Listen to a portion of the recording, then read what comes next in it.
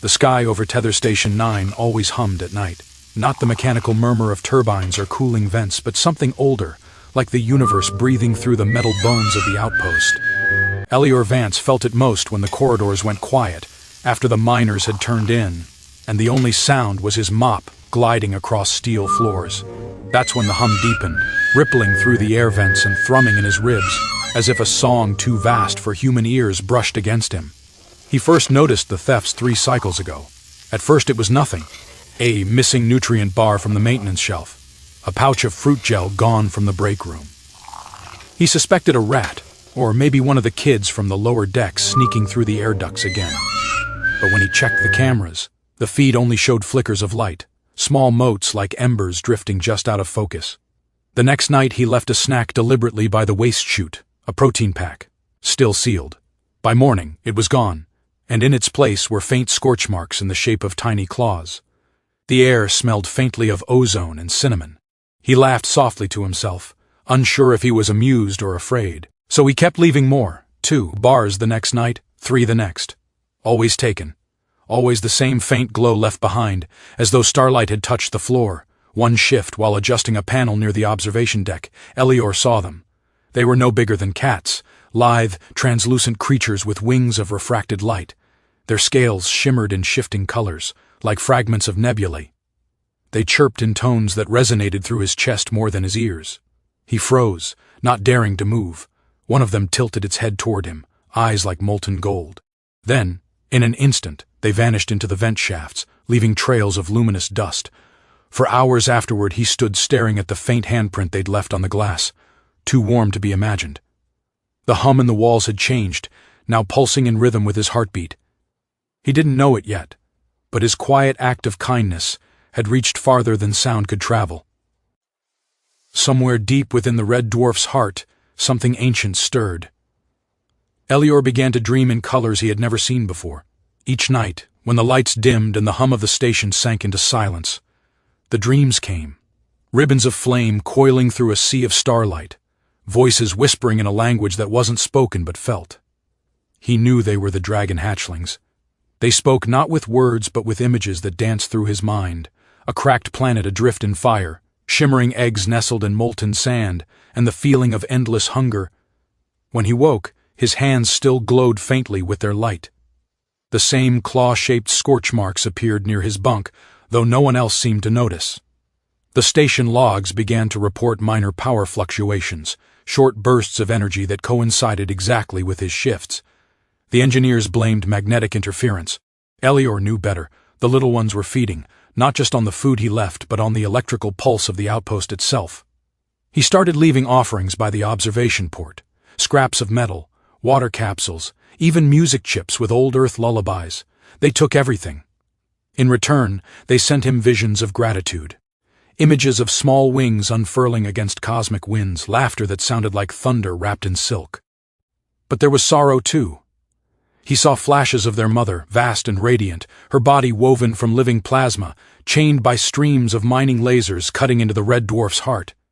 In his dreams, the hatchlings gathered around her, crying soundless tears of molten gold. The mother star, their thought voices whispered. She sleeps. They hurt her. They steal her breath. Elior awoke trembling, his heart echoing the same hum that lived within the star. He tried to tell someone, anyone, but his co-workers only laughed.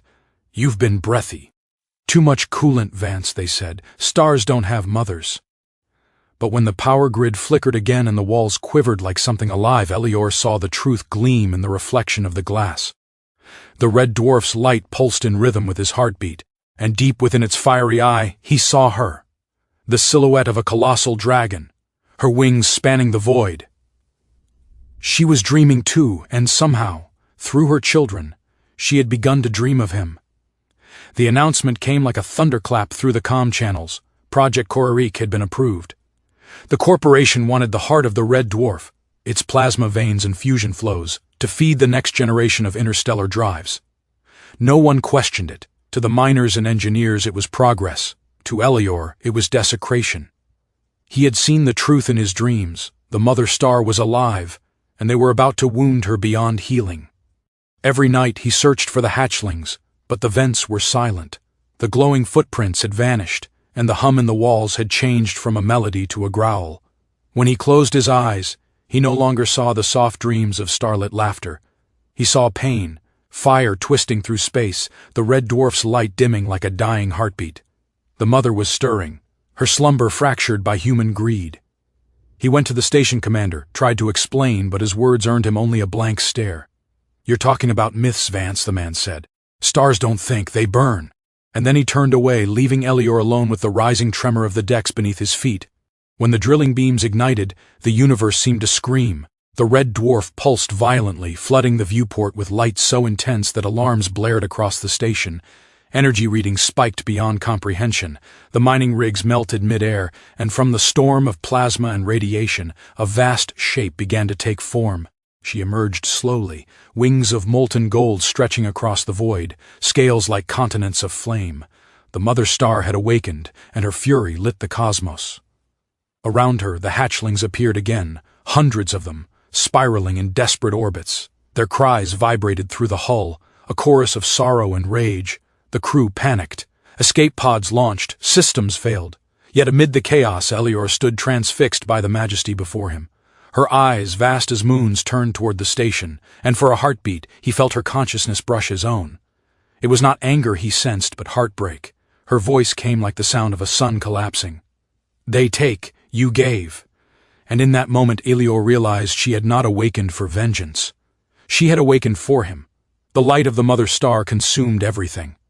Waves of golden fire rippled through the void, folding around Tether Station 9 like an ocean of living light. Sirens howled, metal groaned, and terrified voices filled the comms.